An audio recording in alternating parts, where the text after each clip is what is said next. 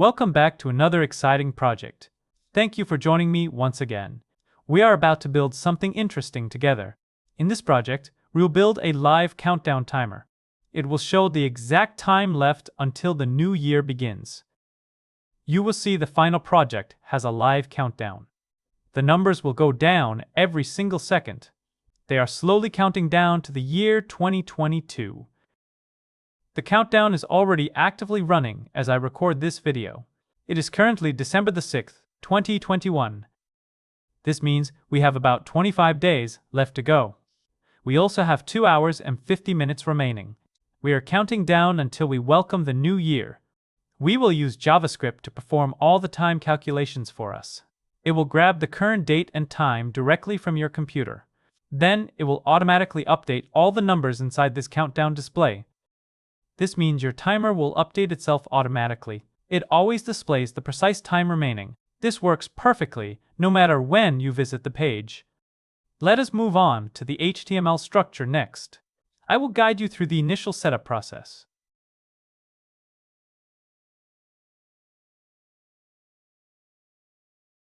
Welcome to our New Year Countdown project. This is where we will build a live timer together. Let's get started by opening Visual Studio Code. Once it's open, go ahead and close the Get Started tab. Head up to the File menu at the top of the screen. From there, select the Open Folder option. I am creating this project folder on my desktop for this demonstration. You can choose any location you like on your own computer. We will now click directly on the desktop area. Then we will select the New Folder button. This action will create a new folder for us. Let's name this folder New Year Countdown for our project. Then we can press the Enter key to confirm the name. After that, we can click the Select Folder button to proceed. Let's close that Get Started tab one more time. Now we will move over to the Explorer section. We will create our HTML file there. Let's right-click in the Explorer panel. Then we select the New File option from the menu. We will name this new file index.html. After that, we will press the Enter key to confirm our choice. The right side of our index file is currently blank.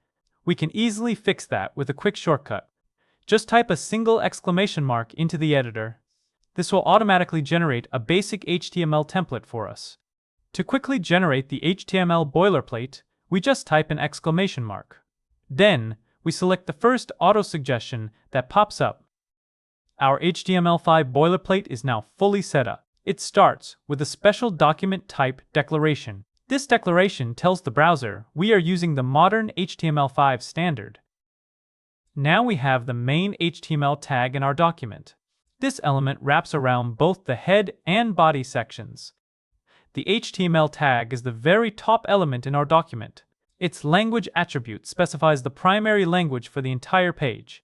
We will set the language attribute to English.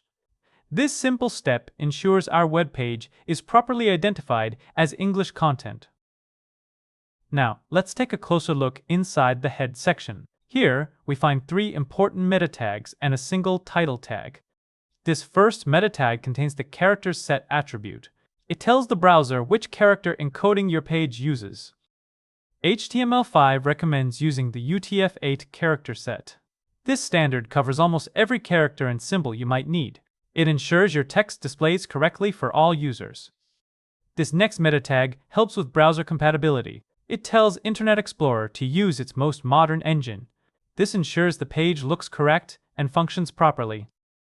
The viewport tag tells the browser about the page's dimensions. It also manages how the page will be scaled. Let's press the Alt and Z keys together now. This will enable word wrap in our editor. It makes our code much easier to read. This content attribute has 2 distinct parts.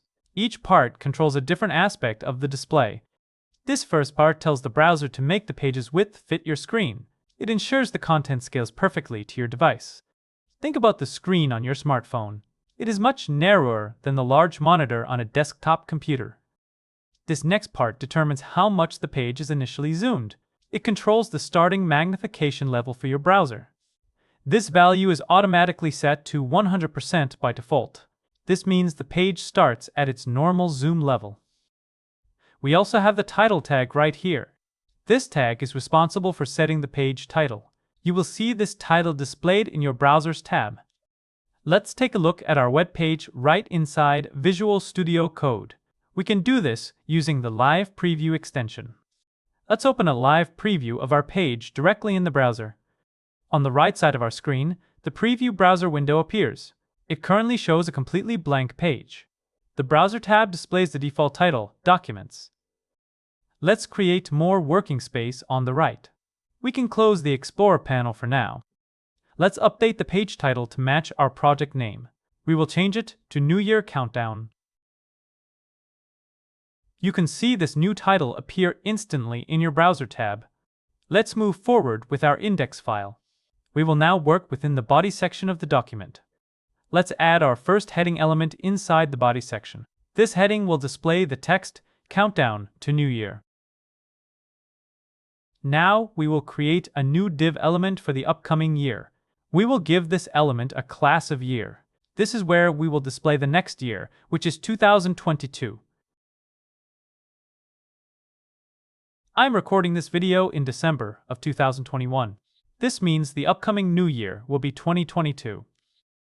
I have written 2022 for this demonstration. You should use the upcoming year based on when you watch this tutorial. Remember that your actual target year depends on your current date. If you are following this tutorial after December, you should use next year's date instead. Now we will create a special container just for our countdown timer. This is where all the numbers will appear. This countdown container is where we will show the time remaining. It will display the number of days, hours, minutes, and seconds left. Now, we create a new div element inside this container. We will give it the ID of day. We will set this to 0 for the moment. Right now, we are using a temporary placeholder value. This static number will be replaced with live data very soon. Let's quickly make 3 copies of this line. Just hold down the Alt and Shift keys and press the down arrow key. Now we need to update the text for our second timer unit. We will change the word day to hour. It looks like my keyboard language switched for a moment there. Let's rename this second element to hour. This change will accurately represent the hours portion of our countdown timer. Now we will create the display for the minutes unit. Next, we will create the display for our seconds unit. This will track the remaining seconds until the new year. Right now, these numbers are set to 0 as placeholders. We will replace them with live countdown values using JavaScript very soon. We have now completed the HTML structure for our project. The foundation for our countdown timer is fully in place. Now let's move on to the next part of our project. We will focus on styling our timer with CSS.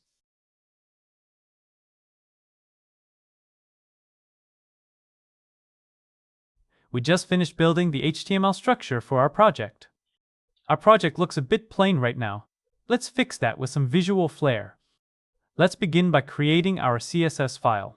This is where we'll write all our visual styling rules.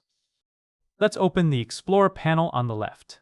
You can do this with the shortcut Ctrl+Shift+E. Let's head over to the Explorer panel on the left side.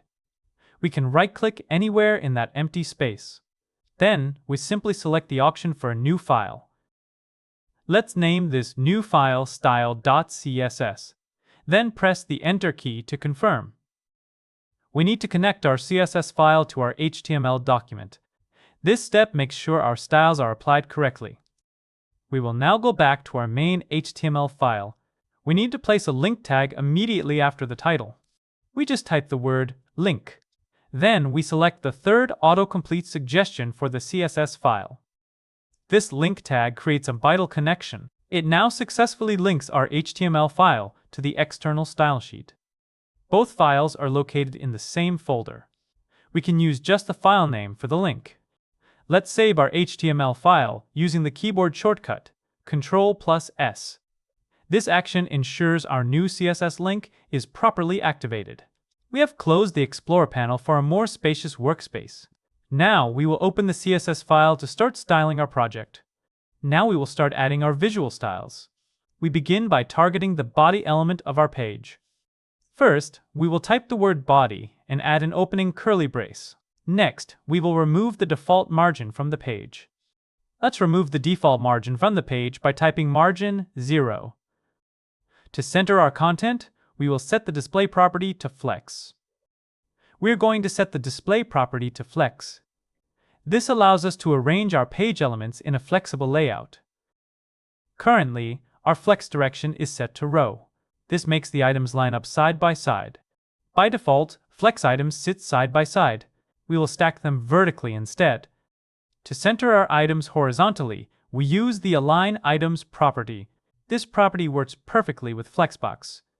To perfectly center everything vertically on the page, we first need to set the body's height. We will make it take up the full height of the viewport. We center our content vertically with the Justify Content property. We set this property to center for perfect alignment. Let's choose a nice font for our entire page. We will set the font family property to cursive. Let's give our page a nice background color. We will use a pleasant shade of slate blue. Our body section is now fully styled and complete. We have successfully centered our content both horizontally and vertically. Let's shift our attention to the heading and the year display. We will now apply some visual styling to these elements. Let's style our heading element next.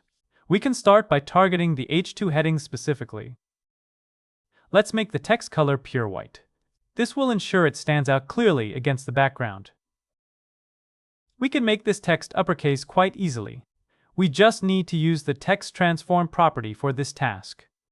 We will create more space between each letter. Let's set the letter spacing to 4 pixels. Our heading is now fully styled and looking great.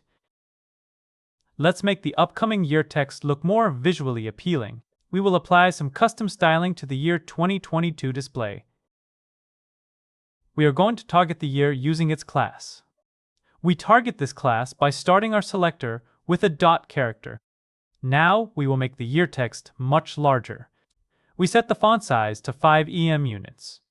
The EM unit in CSS is a relative measurement. It always scales based on the font size of its parent element. For instance, if a parent element uses a 16-pixel font size, a single EM unit would then equal those 16 pixels. Let's change the text color to a clean, bright white. This will make our text stand out clearly against the background. Let's increase the font weight to make the text stand out more. Let's make the text a little bit bolder. We can apply a bold font weight here to achieve this effect. Let's apply a bold font weight to this text. That really makes the year stand out nicely. Let's increase the font weight to make the text stand out more. This will give it a bolder appearance. The year display now looks absolutely perfect. It has a clean and prominent appearance. Now we will focus on styling the number placeholders for our countdown. These zeros represent the days, hours, minutes, and seconds. To style our countdown container, we will use its class name. We specifically target the container with the class called countdown. I just noticed a small spelling mistake in the class name. I missed the letter T in the word countdown. Let me quickly correct that now. Let's add a 30-pixel margin to the top of our container. This will push the countdown timer down a little bit. We will also give it a semi-transparent black background color. We use the RGBA color function to create a black background. We set the red, green, and blue values all to 0. For the transparency, we use a value of 0.1. This gives us a 10% opaque black color. You can see the background color appearing on screen right now. We need to make this container stretch fully across the entire width. Let's set the width property to 100% to achieve that. We will set the text color to white for clear visibility. Then we make the container 120 pixels tall. Finally, we changed the display to flex. This makes all the zeros line up neatly side by side.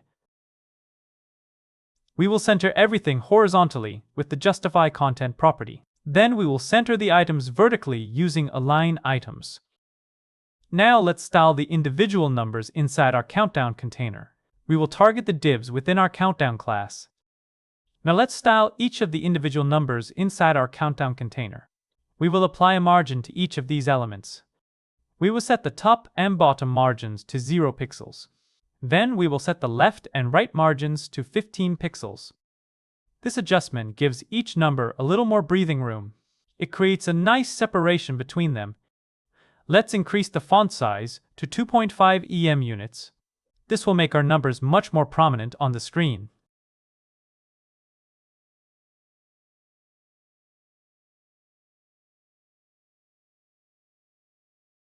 The spacing between our numbers is much more balanced now. This adjustment has really improved the overall layout. We need to shift these zeros upward a little bit. This creates some extra space at the bottom for our labels. We need to add descriptive labels for each time unit. These labels will appear below their corresponding numbers. This will clearly identify what each number represents. We will now shift those numbers upward slightly. We can achieve this by applying a negative margin to the top. This will move the zeros up by 25 pixels. We could have made this adjustment differently. The current method achieves the same goal perfectly well. The styling for our countdown numbers is now complete. They are perfectly positioned and formatted for our timer display. Now we are going to add descriptive labels for our time units. These labels will clearly identify the days, hours, minutes, and seconds. To add these labels, we can use their specific ID names. This approach makes them very easy to target. We will be adding descriptive text labels underneath our countdown numbers. We can easily accomplish this by using CSS before pseudo elements. We will now target our main countdown container using its class name. To label the day, we will use the before pseudo element. We begin by setting the content property to an empty value. Right now, these labels are completely invisible on our page. We need to target each element individually. This means we will style them one by one. We will position these labels using absolute positioning. This technique allows us to place them precisely on the page. First, we will target the day element. Let's add some text content to this pseudo element. This will create the visible label for our timer. We will set the content property to display the word days. You can now see that the label for days has appeared. It is positioned directly below the number. Let's duplicate this line 3 more times. You can do this by holding down Alt and Shift together. Then press the down arrow key. For our second label, we will change the content to hours. This will clearly identify the hours unit in our countdown timer. Let's make sure all our labels have consistent formatting. We should capitalize this text to match the others. We will update the content for this next label. Let us set it to minutes for the minute counter. For the minutes label, we will type in the word minutes. This final label will be for our seconds counter. It will track the smallest unit of time in our countdown. Let's finish by labeling the last unit of time. We will call this one seconds to complete our countdown display. Let's style all of these labels together in one go. We will now position these labels absolutely. This means they will be placed precisely where we want them. We are using absolute positioning for these labels. This means their position will be relative to their direct parent container. We set the position of the parent element to relative. This allows us to position the labels absolutely inside their container. We will set the bottom property to a negative value. This moves the labels downward by 30 pixels. This adjustment pushes the labels down below the numbers. They are now positioned perfectly underneath each timer unit. We then set the left property to a value of 0. We set the font size for these labels to 0.35 em units. This makes the text noticeably smaller than the main numbers. This change reduces the text size just enough. The labels become easier to distinguish from the numbers above them. We will now set the line height to 35 pixels. This will give our text more vertical breathing room. We can also convert all the labels to uppercase letters. We do this using the text transform property. We can use the text transform property for this task. This property will convert all the text to uppercase letters. We will also increase the spacing between each individual letter. This is done by setting the letter spacing property to 1 pixel. We will set the font weight to a value of 500. This makes the text slightly bolder than normal. We then set the width to 100% for full alignment. We also define a fixed height of 35 pixels for the labels.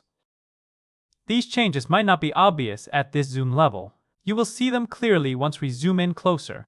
The changes we just made might be subtle right now. You will see the full effect clearly when we adjust the view. We can center these labels perfectly. Let's add text alignment center to our rule. Let's make sure these labels are perfectly centered. We can add text alignment center to our CSS rule. This will position the text right in the middle. We can center these labels perfectly. We just need to add a text align center property to our rule. We will now adjust the width of the parent container. This change will ensure all our elements align perfectly. Setting each container to 100 pixels wide provides plenty of room. This ensures each time unit has a comfortable and clear amount of space.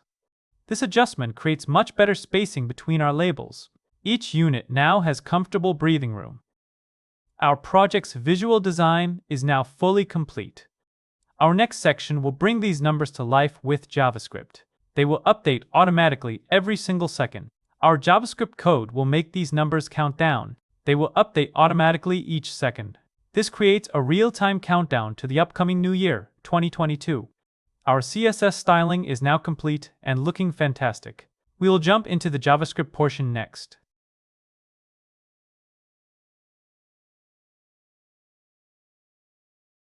We have just finished styling our project with CSS. The visual design is now complete and looking great. Now we are going to make our timer dynamic and interactive. We will use JavaScript to power the live countdown. Let's begin by creating our JavaScript file. This is our first step into making the timer dynamic. We can open the Explorer panel with the keyboard shortcut, Ctrl-Shift-E. Then we find a blank space on the left side. We simply right-click there and choose the New File option. We will call this New File Index.js. Press the Enter key to confirm the file name. We need to connect our JavaScript file to our HTML page. This step lets the browser know to load our script. Now we need to connect our new JavaScript file to our web page. Let's go back to our main HTML file. We will place the script tag just above the closing body tag. We begin typing the letters S and C. The editor will show several autocomplete suggestions. We select the second option from this list. This gives us a complete script tag with the source attribute already prepared. Both files are located in the same project folder. We only need to type the file name index.js for the link. We have created our JavaScript file. We can close the Explorer panel now. This action gives us more screen space to work. Let us save our file with Ctrl+S. We can then begin accessing the page elements with JavaScript. We need to target 4 specific containers on our page. These containers display the days, hours, minutes, and seconds. We will use JavaScript to update these numbers automatically. Looking at our document structure, we can see these 4 div elements. The very first one has been given the ID day. The ones that follow it have the IDs, hour, minute, and second. We use JavaScript to select specific elements from our page. We can access any element by its unique ID. This method is called getElementById. Let's create a constant variable called dayElement inside our index.js file. We will use the document.getElementById method to grab that specific element. We are targeting the element with the ID of day. Let's enable word wrap by pressing Alt and Z together. This will make our code much easier to read. Let's make sure our countdown heading is perfectly centered on the page. Let's center that heading by setting its text alignment to center. We can also hide the scroll bars on the page. This is done by setting the body's overflow property to hidden. Let's head back to our JavaScript file to continue the project. We need to select the rest of our countdown elements. Let's grab the hour element next. We will use the exact same method called getElementById for this task. Next, we will select the minutes element using the same method. We will use the getElementById function to grab it. Now, we will create a constant variable for the minutes element. We will use the same method we used for the previous elements. Next, we will grab the element that displays the hours. Next, we will create a constant for the seconds element. We will call this constant second element. We assign it using the getElementById method. We will use the ID second for this element. Excellent, we have successfully retrieved all 4 elements from our document. Our next step involves getting 2 important pieces of data. We need the current date and time right now. We also need the exact moment when the new year begins. We will create a variable for the new year date. To get that date value, we can use the new date constructor. We assign this to a new date constructor. In my specific example, we will set the target date to January 1st, 2022. We set the time to 0 hours. We also set it to 0 minutes and 0 seconds. This specific time represents midnight exactly. To get the exact timestamp, we use the getTime method. We will call this method right away. Let's name our main function update countdown.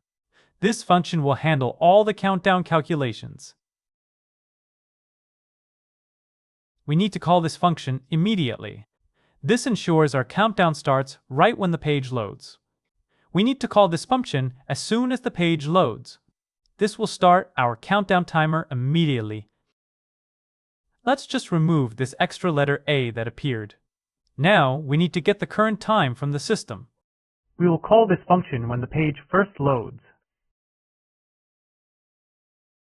Our next step involves retrieving the current system time. We will get this information directly from your computer's clock. For context, the current time is 8:56 p.m. on December 6, 2021. This is the exact moment I am recording this tutorial. We will get the current time from your computer's clock. JavaScript will handle this task for us automatically. Let's grab the current time by creating a new date object. We are getting the current moment right from your computer's clock. This gives us the exact date and time for our calculation. To get the current time, we will create a new date object. We will leave the constructor empty for this. We leave the parentheses empty when creating the new date object. This automatically retrieves the current time from your computer. Then we apply the getTime method to that object. Let's verify this by checking the output in the browser's console. Let's open the browser's developer tools now. We need to check the console output to see our results. It is important to remember that these values are measured in milliseconds. This value represents time in milliseconds. Milliseconds are thousandths of a second. Every time we refresh the page, we get a new number. This shows the value is constantly changing. This value updates continuously as time progresses. You will notice a new number appearing each second. You can see the current time value updating constantly. It generates a new number with every passing second. Let's also check what the New Year date looks like in the console. This will help us confirm we have the correct target date.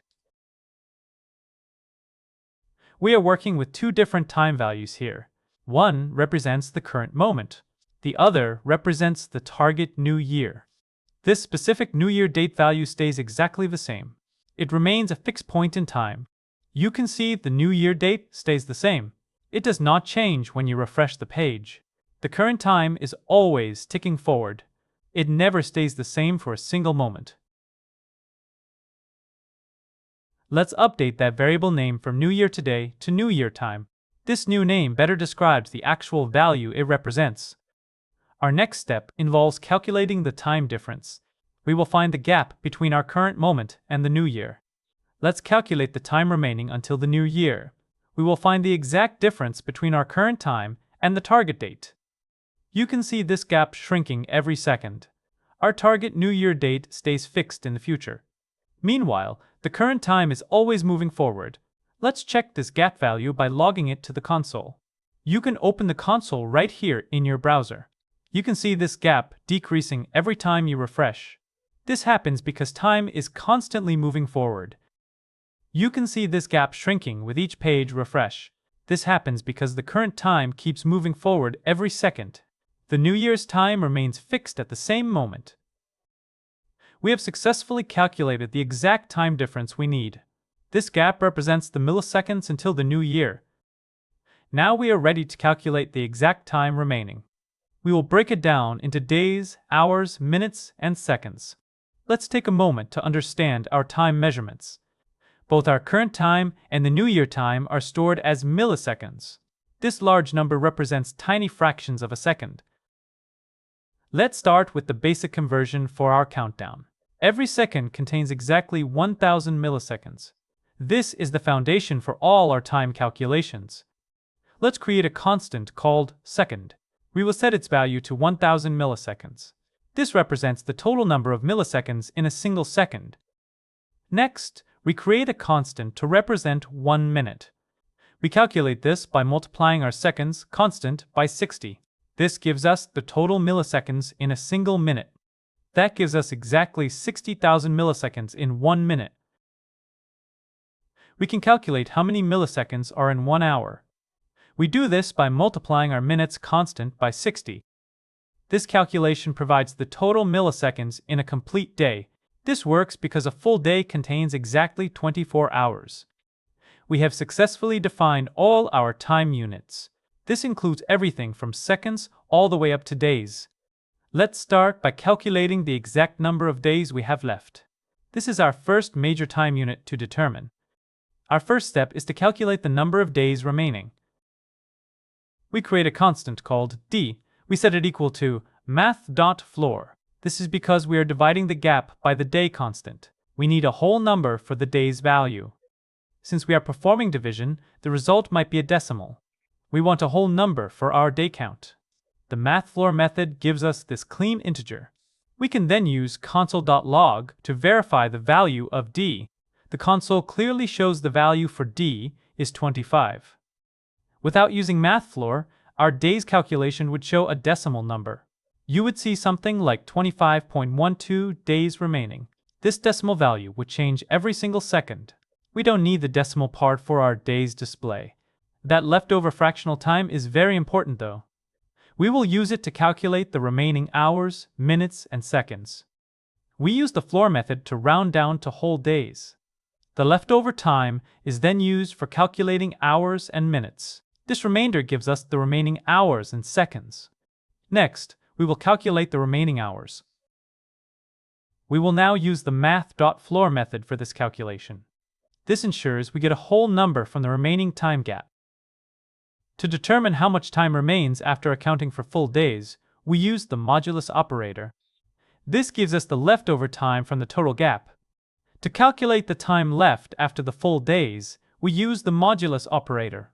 This operator works with our total gap and the day constant. This leftover time is what remains after we've calculated the full days. We then take this remainder and divide it by the number of milliseconds found in a single hour. Looking at the console output, we can see the hour value is 2. This means we have exactly 25 days remaining until the new year. We also have 2 hours left to go along with those days. By using the math.floor method, we get a whole number of days. The leftover time is then used to calculate the hours. This remainder gives us 2 hours in this case. This remaining time calculation gives us both the hours and days left. We now have the complete breakdown of the remaining duration. This leftover time represents the hours remaining. We use it to calculate both our hours and days. Let's calculate the minutes remaining using the mathfloor method. We take that leftover time value from the hours calculation. We take that leftover time. We then divide it by the number of milliseconds contained in 1 hour. This calculation isolates the remaining hours from our total time gap. We take that leftover time after accounting for full days. We take this leftover time and divide it by the number of milliseconds in 1 minute. We calculate the seconds next. We use the remaining time from our minutes calculation for this. We take the leftover time after calculating minutes. We then divide this remaining value by our second constant. This final step gives us the number of seconds remaining. We have successfully calculated all 4 time units. We now have the exact days, hours, minutes, and seconds remaining. We have our calculated time values ready. Let's put these numbers into their display elements. Now we will update the day element with our calculated value. We will now assign the calculated number of days to the day element. Let us check the result right here on our web page. Our day element now displays the calculated value of 25 days. Now we will update the hour element with our calculated value. You can see the 2 hours now displayed on our timer. This shows our JavaScript is working correctly to calculate the time. We will now update the minutes element. This displays the calculated number of minutes left until the new year. For our seconds element, we update the inner text property. We assign it the calculated value stored in our s variable. Look at your screen right now. You can see the live countdown is working perfectly. It shows 25 days, 2 hours, 53 minutes, and 57 seconds remaining. You can watch the numbers tick down every single second. Our timer is steadily counting down to the new year. Manually refreshing the page every second would be a terrible user experience. We need our countdown to update automatically for the viewer. To make our countdown timer update on its own for viewers, we use the setTimeout method. This method calls our countdown function again after a specific delay. To automate this countdown process, we use the setTimeout method. This method will call our update countdown function repeatedly every single second. We need to set a 1-second interval for our timer. This means we must specify a delay of exactly 1000 milliseconds. You can see the numbers actively changing on your screen right now. The countdown updates automatically every second. This happens because our JavaScript function runs continuously in the background. This demonstrates our logic is functioning flawlessly. You can see the updates occurring precisely as we intended them to. This means our timer is now fully automatic and self-updating. The seconds will refresh themselves every single moment. You will not need to do anything manually to keep it running. The timer operates completely on its own, without any manual intervention. It updates the remaining seconds continuously and in real time. That wraps up our dynamic New Year countdown timer project. I truly hope you enjoy creating this countdown timer project. This project provided you with valuable educational insights. You gained a clear understanding of each step in the process. I truly hope this project has sparked your creativity. Feel free to use these concepts for your own exciting projects.